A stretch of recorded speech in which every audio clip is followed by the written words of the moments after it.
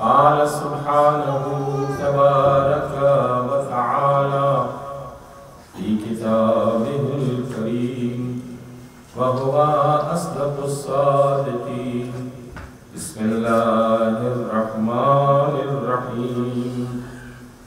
فلما بلغ أشده وبلغ 40 سنة قال رب أوزعني أن أشكر نعمتك التي أنعمت علي وعلى والدي وأن أعمل صالحا ترضاه وأصلح لي في ذريتي إني تبت إليك فإني من المسلمين.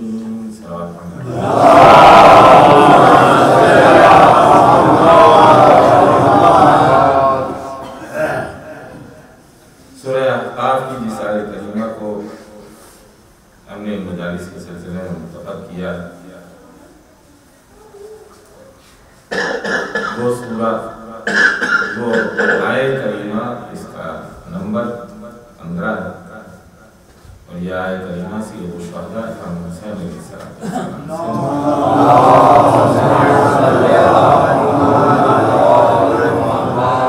قرآن کریم میں انبیاء کی دعائیں موجود ہیں، اور انبیاء کی دعاؤں کے ساتھ ساتھ اولیاء کی دعائیں موجود ہیں، اور اس کے علاوہ ائمہ معصومین علیہ السلام میں سے بعض شخصیات کی دعا قرآن کریم میں موجود ہے۔ اور یہ مفسرین نے اس سلسلے میں جس شخصیت کی تقریر کی ہے اس آیت کریمہ سے متعلق، وہ 100% امام حسین علیہ السلام نظر آتا ہے، اس لیے کہ میں نے غالباً عرض کیا تھا کہ وَوَصَّيْنَا الْإِنسَانَ بِوَالِدَيْهِ حَمَلَتْهُ أُمُّهُ كُرْهًا وَوَضَعَتْهُ كُرْهًا وَحَمْلُهُ وَفِصَالُهُ 30 شهرًا۔ ان کا حمل اور ان کی پیدائش 3 ماہ 30 ماہ، اور یہ 30 ماہ جو ہے امام حسین علیہ السلام اور امام حسین علیہ السلام کی پیدائش کا مجموعہ ہے۔ اس میں یہ بات کرتی ہے کہ 6 مہینہ امام حسین علیہ السلام شکر مادر ہے، جس سے یہ تربیت ہوتی ہے کہ یہ سورہ یہ آیت کریمہ امام حسین علیہ السلام سے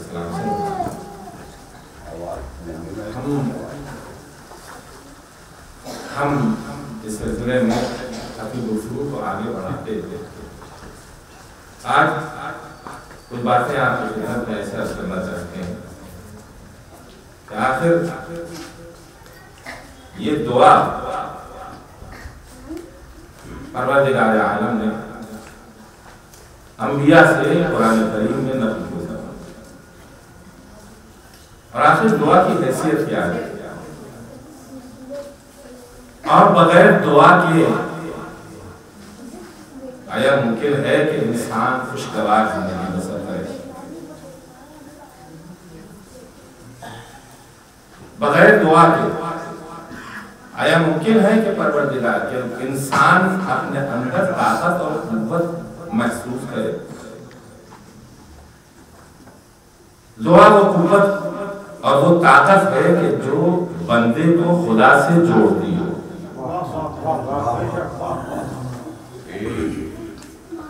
یہ بندہ جس قدر اپنے آپ کو خدا سے جوڑتا ہے اتنا ہی اس کے اندر قوت اور طاقت آتی ہے۔ ہمیں 35 سال پہلے کا وہ بوڑھا پانی انقلاب نظر آتا ہے کہ اس زمانے میں جس زمانے میں وہ تنہا تھا لیکن اس نے اپنے آپ کو خدا سے جوڑ رکھا، اور خدا سے جڑے رہنے کا نتیجہ یہ تھا کہ اس نے سپر پاور کو بھی سر نہیں کر دیا۔ ساری دنیا اپنی جگہ کے اوپر تعجب کرتی ہے کہ آیا ممکن ہے کہ کوئی سپر پاور کو بھی نیچی نظریں دیکھنے کے اوپر مجبور کر دے، نیچی نظریں کرنے کے اوپر مجبور کر دے۔ ہاں وہ بڑی مثال تھی۔ ہم اپنی جگہ کے اوپر خود ہم اپنے اندر قوت محسوس کر سکتے ہیں، پاور محسوس کر سکتے ہیں، توانائی محسوس کر سکتے ہیں جب اپنے آپ کو خدا سے جوڑیں۔ لیکن اس کے لیے ضروری ہے کہ معرفت پروردگار بھی ہونی چاہیے۔ پہچانے تو ایک ساتھ جا رہے ہیں، ہم نے ان کے ساتھ چلنا شروع کیا، کچھ دیر تک وہ ہمارے ساتھ رہے، ہمارے مددگار رہے، تھوڑی دیر سستانے کے لیے بیٹھے، میں نے کہا کہ یہ سامان بھی یہاں ہے، میں بھی آتا ہوں۔ جب میں واپس آیا تو سامان لے کر کے رفو چکر ہو گیا۔ یہ آخر کون سا ساتھی ہے؟ یہ وہ ساتھی ہے جو بے وفا ہے، یہ وہ ساتھی ہے جسے ہم نے پہلے پہچانا نہیں تھا۔ سب سے پہلا کام یہ ہے کہ اپنے ساتھی کو پہچانو تب اعتماد کرو۔ توجہ ہے اپنے ہم سفر کو پہچانو تب اس کے اوپر اعتماد کرو۔ خدا ہمارا ساتھی بھی ہے، ہمارا ہم سفر بھی ہے۔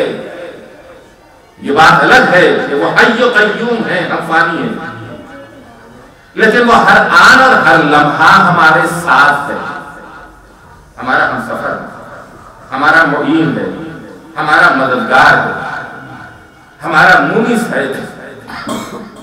یہ کیفیت خداوند عالم میں پائی جاتی ہے۔ آج بڑی مشکل ہے، ایک فیشن یہ نکلا ہے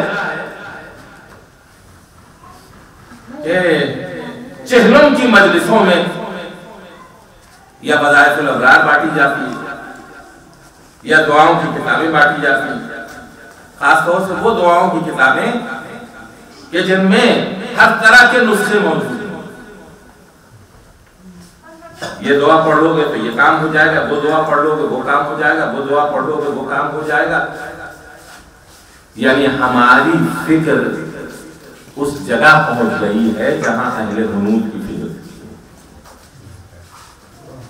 ہماری فکر وہاں پہنچ گئی، اس جگہ پہنچ گئی ہے جہاں ہندو اہل حنود جو ہے وہ یہ ان کے سادھو، ان کے سنت لوگ جو ہیں وہ یہ کہتے ہیں کہ دیکھو تمہاری یہ مشکل ہے، تمہاری یہ مشکل آسان ہو جائے گی، اتنا ورت رکھو، اتنا یہ کام کرو، اتنا وہ کام کرو، اتنے پیسے یہاں جمع کرو، اس کے بعد پھر یہ تمہاری مشکل جو ہے وہ آسان ہو جائے گی۔ ہم نے بھی دعاؤں کی کتابوں کو بغیر عالم دین سے پوچھے ہوئے اپنے گھر میں اپنی نماز جانماز میں رکھا، اور رکھنے کے بعد کہا کہ میری یہ مشکل ہے، مجھے یہ دعا پڑھنی چاہیے، میری یہ مشکل ہے، مجھے یہ دعا پڑھنی چاہیے۔ پڑھے چلے جا رہے ہیں، ایک ہفتہ، 2 ہفتہ، 1 مہینہ، 2 مہینہ، 1 سال، 2 سال، پہچانتے نہیں کہ حقیقت دعا کیا ہے، اور جس سے کچھ مانگ رہے ہیں وہ کون ہے، اور یہ بھی نہیں معلوم کہ یہ دعا، اس دعا کے پڑھنے کا وقت کیا ہے۔ صبح کے وقت پڑھنی چاہیے، ظہر کے وقت پڑھنی چاہیے، عصر کے وقت پڑھنی چاہیے، مغرب کے وقت یا عشاء کے وقت پڑھنی چاہیے، جمعے کے دن پڑھنی چاہیے، صبح کے وقت پڑھنی چاہیے، شام کے وقت پڑھنی چاہیے، کہاں پڑھنی چاہیے، کیسے پڑھنی چاہیے، ہمیں کچھ احساس نہیں۔ ہم وہ نسخہ کیمیا لے کر کے بیٹھے ہوئے اور کھول کر کے ہم نے یہ ساری چیزیں پڑھنا شروع کی جاتے ہیں۔ کیا ہوتا ہے اس کا اثر یہ ہوتا ہے کہ کچھ دنوں کے بعد اللہ بھی بے اعتبار، سورے بھی بے اعتبار، دعائیں بھی بے اعتبار، اور یہ ساری چیزیں بے اعتبار ہو جاتی ہیں۔ ہم تو پڑھ رہے تھے لیکن خدا نے قبول ہی نہیں کیا۔ اس کا مطلب یہ ہے کہ اس کے اندر کوئی حیثیت نہیں۔ یہ نہیں سمجھتے کہ کمی ہمارے اندر پائی جاتی ہے، ہم نے اپنے معبود کو پہچانا نہیں ہے پہلی منزل میں، اس کے بعد پھر یہ سراسر یہ دعائیں پڑھتے چلے جا رہے ہیں۔ پہلے خدا کو پہچان لو، ایک بار بار دعا کرو گے دل کی گہرائی سے خدا تمہاری دعا قبول کرے گا۔ صلوات پڑھیں محمد علیہ۔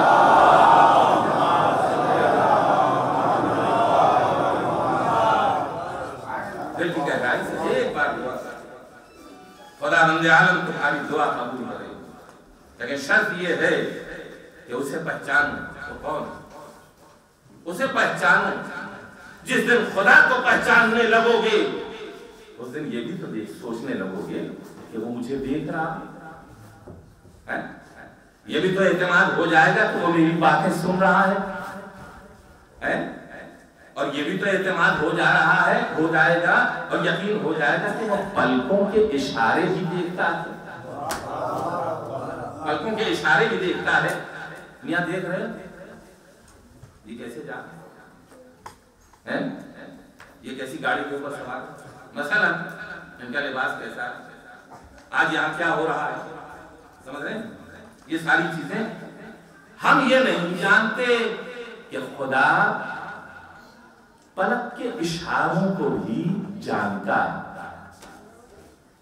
نہیں جانتے تو بے معرفتی ہے، اور جب بے معرفتی ہے تو جو دعا مانگیں گے قبول نہیں ہوگی، بے معرفتی ہے تو جو بھی دعا مانگیں قبول نہیں ہوگی۔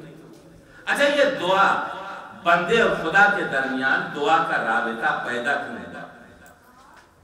رابطہ کیوں پیدا ہوگا؟ میں نے پہلا کوشچن ہے وہ یہی کیا، جواب کیا ہے؟ جواب یہ ہے کہ ساری مخلوقات میں پروردگار عالم نے حتیٰ فرشتوں کے سلسلے میں جو نوری ہیں، فرشتوں کے سلسلے میں اور جتنی مخلوقات پروردگار عالم کی ہیں وہ ساری مخلوقات کے درمیان انسان سے جو اپنا رابطہ اس نے جوڑا، اس نے توجہ ہے، انسان سے اس نے جو اپنا رابطہ جوڑا، ہم نے نہیں جوڑا اللہ سے رابطہ، انسان سے اس نے جو اپنا رابطہ جوڑا ہے وہ اس بات کا تقاضا کرتا ہے کہ اگر معرفت ہو تو خدا سے گفتگو کرو۔ اس نے رابطہ جوڑا ہے، کہیں کسی مخلوق کے سلسلے میں پروردگار عالم نے یہ نہیں کہا وَإِذَا سَوَّيْتُهُ وَنَفَخْتُ فِيهِ مِن رُوحِي، جب میں اسے بنا لوں آدم کے پتلے کو تو میں اس میں اپنی منسوب روح پھونک دوں۔ یہ روح پھونکنے کا مطلب کیا ہوا؟ روح پھونکنے کا مطلب یہ ہوا کہ پروردگار عالم نے اپنی جانب سے پیکر انسانی میں رابطہ جوڑا ہے، پیکر انسانی سے، وجود انسانی سے اپنی طرف سے رابطہ جوڑا ہے۔ کتنا رحیم ہے، رابطہ وہ جوڑتا ہے، ہم توڑتے ہیں، وہ جوڑتا ہے، ہم توڑتے ہیں، اور کیسے توڑتے ہیں؟ ایسے غافل ہو جاتے ہیں کہ نہ زبان پہ اختیار رہتا ہے، نہ آنکھوں پہ اختیار رہتا ہے، نہ اعضاء و جوارح کے اوپر اختیار رہتا ہے۔ یہ جاننا ضروری ہے کہ وہ دیکھ رہا ہے اور وہ سن رہا ہے۔ کیوں کہا گیا ہے 50 جگہ کے اوپر انہو هو السمیع البصیر، وہ سننے والا بھی ہے اور دیکھنے والا بھی ہے، اور جب سننے اور دیکھنے والا ہے تو اس نے اپنی طرف سے رابطہ جوڑا ہے۔ اب ہماری توفیق یہ ہے کہ ہم اس سے اپنا رابطہ جوڑیں، جتنا رابطہ مضبوط کریں گے اتنا ہی قوت اور توانائی ہمارے اندر آئے گی۔ یہ بات ہمیں کہیں اور نظر نہ آئی سوائے خیبر کی منزل کے۔ علی نے خدا سے جو اپنا رابطہ جوڑا تھا تو اتنا قوی جوڑا تھا کہ باب خیبر کی حقیقت بھی دست علی ہے ایک نظر آنے لگا۔ صلوات پڑھیں محمد علیہ۔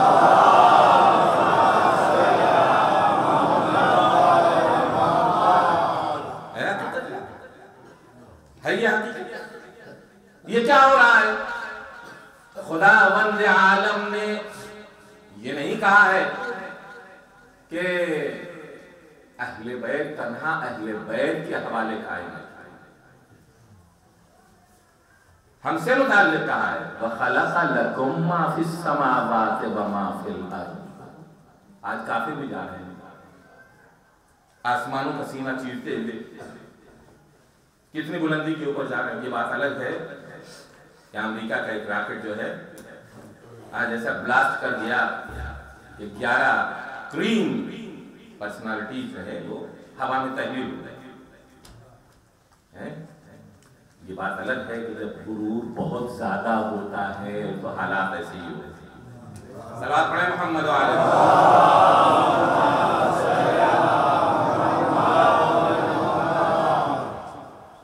اس نے اپنا رابطہ یہ کہہ کے جوڑا کہ وَإِذَا سَوَّيْتُهُ وَنَفَخْتُ فِيهِ مِن رُوحِي فَقَعُوا لَهُ سَاجِدِينَ.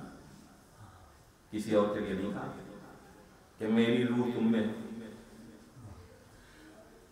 انسان کے لیے کہا کہ میری روح تم میں.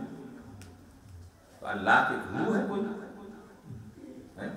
اللہ کی طرف منسوب، بالکل ویسے ہی جیسے کعبہ اللہ کی طرف منسوب ہے. آئی بات سمجھ میں؟ مسجد اللہ کی طرف منسوب ہے، اللہ کا گھر. اس طرح یہ روح بھی اللہ کی طرف منسوب روح ہے کہ جو انسان کے وجود میں پائی جائے. خدا نے اپنا رابطہ ہم سے جوڑ لیا ہے. لازمی ہے کہ ہم اپنا رابطہ اپنے پروردگار سے جوڑیں. جتنا ہم اپنا رابطہ اپنے پروردگار سے جوڑیں گے اتنا ہی ہمارے درمیان پیدا ہونے والا اختلاف دور ہوگا، اتنا ہی ہمارے درمیان پیدا ہونے والے اختلافات دور ہوں گے.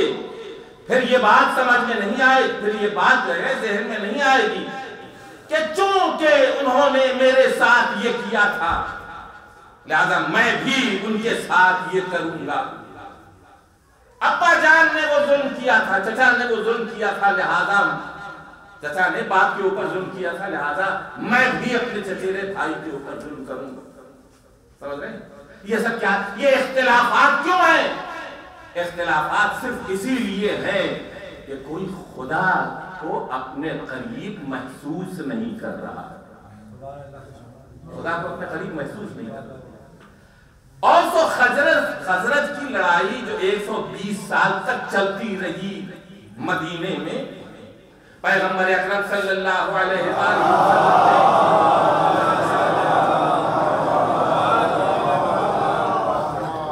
اپنی پاکیزہ سیرت کے ذریعے اور انہیں خدا کی طرف بلا کر کے اس جھگڑے کو ختم کر دیا. بنیاد کیا تھی؟ بنیاد یہ تھی، وہاں کیا تھا؟ وہاں یہ تھا کہ لڑائی ہوتی یہ تھی کہ جب دو خاندان، دو گروہ آپس میں کچھ سلو کی باتیں کیا کرتے تھے تو رات کی تاریکی میں کچھ بدماش ایسے ہی کرتے تھے کہ کچھ شوشہ ایسا چھوڑ دو کہ پھر سویرے سویرے جنگ شروع ہو جائے. ہم یہ نہیں کہتے کہ کسی ایک بستی کا حال یہ ہے. ہمارے تمام ہندوستان اور ہندوستان کے علاوہ اور دوسری جگہوں پہ ہم نے کس حد تک اپنے آپ کو اللہ کا بندہ بنایا؟ کس حد تک اللہ کا بندہ بنایا؟ کس حد تک اپنے عمل کو جج کیا ہے؟ ہمارا حال یہ ہے کہ ہم جو لائف گزارتے ہیں وہ ایسی گزارتے ہیں کہ جیسے ہی بچہ پیدا ہوا، جب بچے کی پیدائش نہیں ہوتی تو خدا سے یہ دعا کرتے ہیں، پالنے والے اولاد دے دے، اولاد دے دے، اولاد دے دے. اور جیسے ہی اولاد گود میں آ جاتی ہے، تھوڑا سا بڑا ہوا نہیں کہ کرسچین اسکول کے اندر داخل کر دیا. اس کے بعد اور بڑا ہوا، اس کے بعد اور بڑا ہوا، اسکول سے کالج میں گیا. کالج میں آپ نے پیسے دے کر کے اچھے کسی انسٹیٹیوٹ میں اسے داخل کیا، انجینئر بنایا، ڈاکٹر بنایا. وہ جو ڈاکٹر بنا اس کو کم از کم 50 لاکھ ڈونیشن دینا پڑا، تو 1 کروڑ ڈونیشن دینا پڑا. اور یہ 1 کروڑ ڈونیشن جو ذہن کے اندر رکھ کر کے یہ پڑھائی پڑھ رہا ہے، اس کا حال کیا ہے؟ اس کے ذہن میں یہ بات ہے، میرے باپ نے 1 کروڑ ڈونیشن دیا ہے، میں اپنے باپ کو نہیں، اگر باپ کو پہنچایا تو پہنچایا، ورنہ کم از کم 2-4 کروڑ میں وصولوں گا تو ضروری، میں تو ضروری وصولوں گا. یہ ہے کہ نہیں؟ تو اب یہ ڈاکٹر بن گیا، انجینئر بن گیا، بزنس مین بن گیا.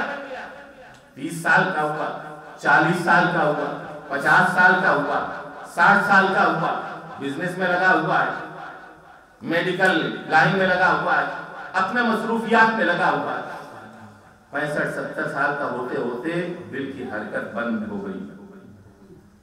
ہمارا حال، ہمارے شیعہ مومن گھرانوں کا حال یہی ہے، اور ہم اسی طرح کی لائف گزار رہے ہیں، جبکہ ہم سے یہ کہا گیا ہے یہ لائف ایک ایسی گزرگاہ ہے کہ مسافر تھوڑی دیر کے لیے یہاں کسی بینچ کے اوپر بیٹھتا ہے، اس کے بعد آگے جاتا ہے، آگے بڑھتا ہے، وہاں جانے کے لیے اسے یہاں سے کچھ لینا ہے جو وہاں تک کے لیے تمہارے لیے بہترین سامان اور وسیلہ بن سکے، لیکن تم نے یہیں کی لائف کو اپنی دائمی لائف سمجھ لیا۔ 70 سال کی لائف دائمی لائف ہے، 80 سال کی لائف دائمی لائف ہے۔ تمہارے لیے تو یہ ہے کہ ہم نے تمہیں اپنے لیے خلق کیا ہے، اور جب اپنے لیے خلق کیا، خدا فرماتا ہے خلقتک لأجلی، میں نے تمہیں اپنے لیے خلق کیا ہے۔ خدا جسے اپنے لیے خلق کرتا ہے اسے فنا نہیں کرتا۔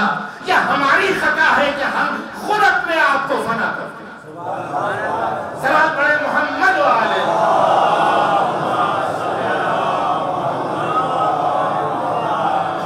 سب بہتر انداز میں صلوات پڑھیں محمد۔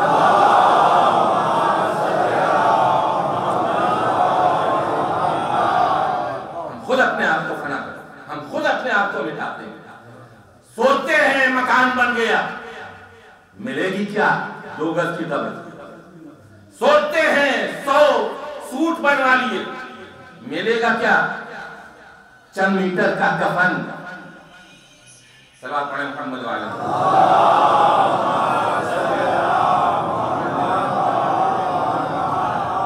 سوچتے ہیں کچھ پلاٹ خرید لیے، آپ کی سانس رکی، پلاٹ ہوا ہو گیا، ہوا کہ نہیں؟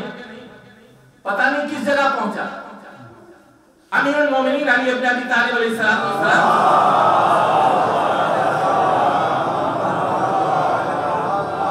جنگ صفین سے واپس ہو رہے ہیں، اور ایسے میں قبرستان سے گزر رہے، ٹھہر گئے، اور ٹھہرنے کے بعد ٹھہرنے کے بعد آپ نے السلام علی اہل الدیار ان مردوں کو مخاطب کیا، اور مخاطب کرنے کے بعد یہ فرمایا کہ تم مر گئے،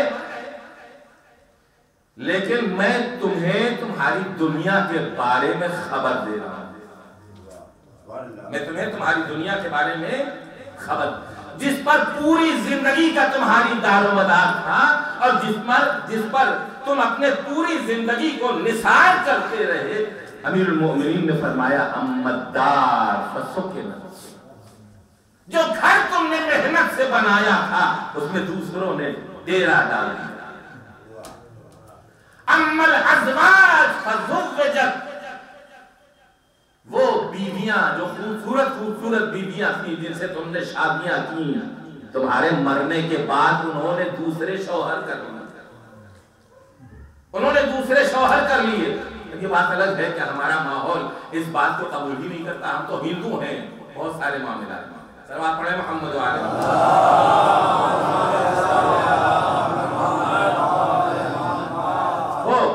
تو یہ ہے کہ اما الازواج فنکحت فزوجت، انہوں نے دوسری شادیاں کر لی، تمہارا خیال ہی نہیں آیا، تمہارا خیال ہی نہیں آیا، تمہارا غم ہی نہیں کیا، تھوڑا سا روئی، اس کے بعد دوسرے شوہر کے ساتھ چلی گئی۔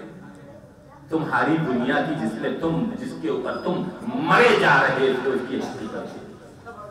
فَأَمَّا الْأَمْوَالُ فَقُسِّمَتْ، اور وہ بینک بیلنس جو تم نے بڑی محنتوں سے اکٹھا کیے تھے، وہ جو اموال تم نے اکٹھا کیے تھے، فَقُسِّمَتْ، وہ تقسیم ہوئی، کوئی کچھ لے گیا، کوئی کچھ لے گیا، کوئی کچھ لے گیا۔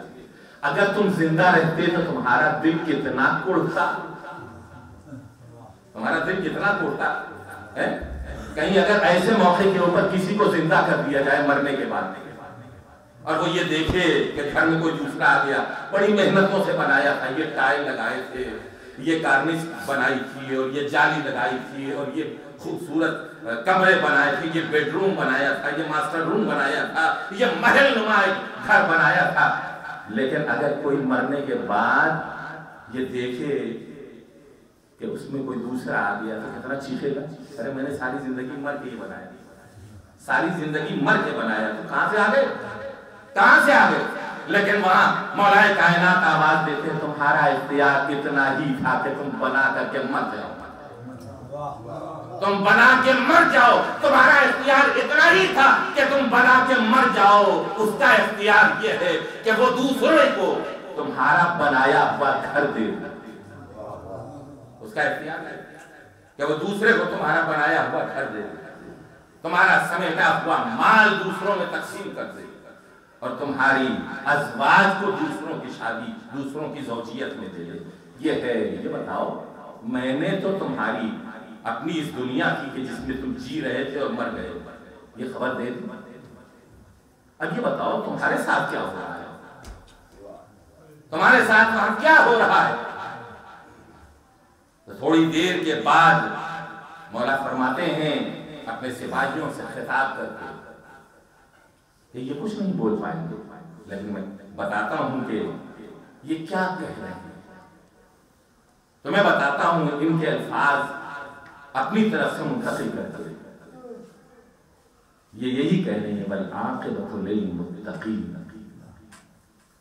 انجام کار صاحبان تقوی سے متعلق ہے، نہ غرور کرنے والوں سے متعلق، نہ گھمنڈ کرنے والوں سے متعلق، نہ مال بٹورنے والوں سے متعلق، نہ محل کھڑا کرنے والوں سے متعلق. صاحبان تقوی سے ہے. اس کا مطلب یہ نہیں ہے کہ مکان نہ بناؤ، اس کا مطلب یہ نہیں ہے کہ مکان اکٹھا، مال اکٹھا نہ کرو، اس کا مطلب یہ نہیں ہے کہ اچھی زندگی بسر نہ کرو، لیکن اپنے لیے سیلفش نہ بنو، سیلفش نہ بنو. اگر دیا ہے خدا نے تو اسی کی راہ میں خرچ بھی کرتے ہیں.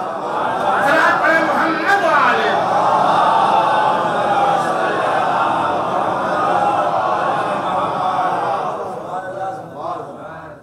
پیغمبر اکرم صلی اللہ علیہ وآلہ وسلم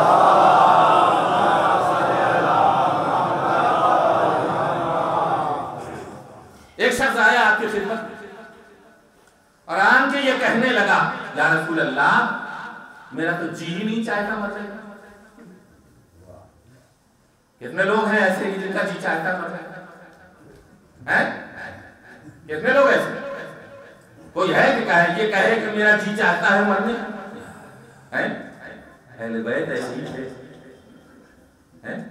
جو حقیقت موت سمجھتے تھے کہ مرنے کے بعد زندگی. صلوات پڑھیں محمد و آلہ.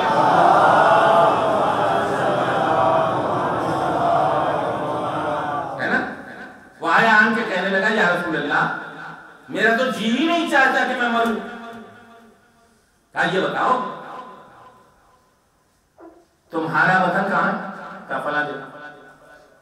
کہا تم نے وہاں کے لیے کچھ بھیجا ہے مال، وہاں کچھ لوگ ہیں ہمارا گھر ور بنا رہے ہیں، تم تو مثلا کویت میں رہتے ہو وہاں سے پیسہ بھیج رہے ہو؟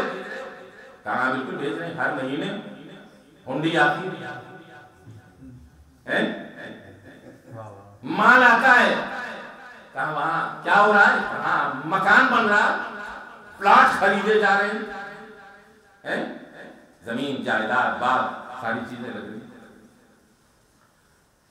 تو یہ بتاؤ یہ جو آدمی یہ کام کر رہا ہے اس کا دل چاہے گا کہ کویت سے وہاں نہ جائے جہاں کے لیے اس نے یہ سب مال بھیجا ہے؟ دل چاہے گا کہ نہ جائے؟ تڑپے گا وہ کہ جتنی جلدی موقع مل جائے وہاں جا کے دیکھوں مکان کیسا بنا ہے، مکان کیسا بنا ہے، جائیداد کتنی خریدی گئی، باغ کیسا ہے، منزل کیسی ہے نا؟ یہ ساری چیزیں دیکھنے کو دل تڑپے گا. پیغمبر نے فرمایا بس یہی معاملہ آخرت کا ہے. اگر تم وہاں کے لیے کچھ بھیجتے رہو گے تو دل چاہے گا کہ وہاں کیا ہوا. सलाम पढ़े मोहम्मद वाले।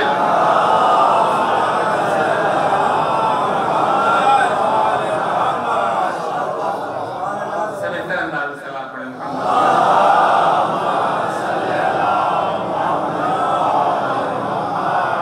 माजरत चाहता हूँ, बहुत वक्त हो गया ज़्यादा, बात की मजलिस भी है। आज बुजुर्ग और मोहतरम मरसिया खां हजरात ने जनाबे अली असगर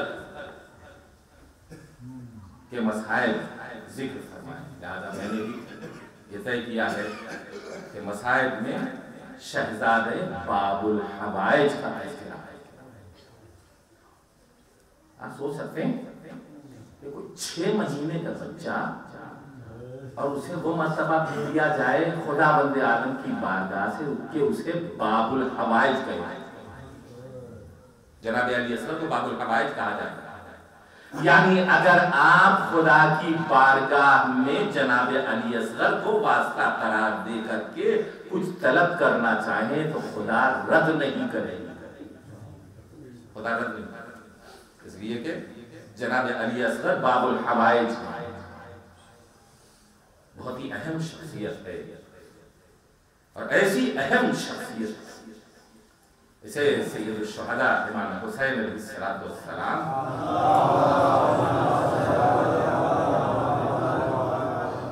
अपने हाथों के ऊपर उठा के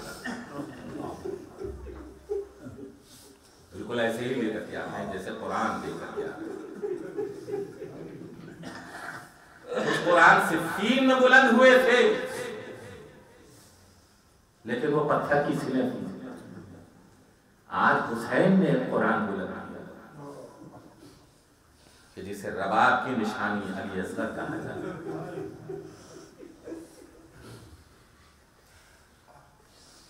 हुसैन आखिरी मंजिल में, आखिरी मंजिल, ये मोमिनीन अज़ादारा ने इमाम हुसैन अलैहिस्सलाम, आज से ही कहता हूँ 1400 बरस से मुहर्रम करते आ रहे हैं, इसे खुदा के लिए इसे फैशन न बने। अली असगर दामन थामेंगे आपको, खुदा के लिए इसे अपनी इज्जत और अपनी झूठी इज्जत का जरिया न बनाएंगे। क्या तुम मेरे यहाँ नहीं आए, वो मेरे यहाँ नहीं आए मसलन, तो अब जो है वो थोड़ी दिनों के लिए ही सही कुछ नाइत्तेफाकी हो गई। या नाइत्तेफाकी क्या है, अगर नहीं आया तो किसी जगह गम मजलूम में मुब्तला रहा होगा, ये जज्बा तो कहीं रखना चाहिए, ये जज्बा तो रखना चाहिए। बल्कि उल्टा जज्बा रखा जाता है कि आना चाहिए था, क्यों नहीं आया। इसका मतलब क्या है, मतलब ये है कि ज़हन में और दिल में खन्नास बैठा हुआ जनाब अली असगर दामन थामेंगे, आप सब का दामन थामेंगे। मजलिसों को तकसीम न कीजिए, अज़ादारी और सोमवारी को ट्रेडिशन न बनाइए। माने सादिक अलैहिस्सलाम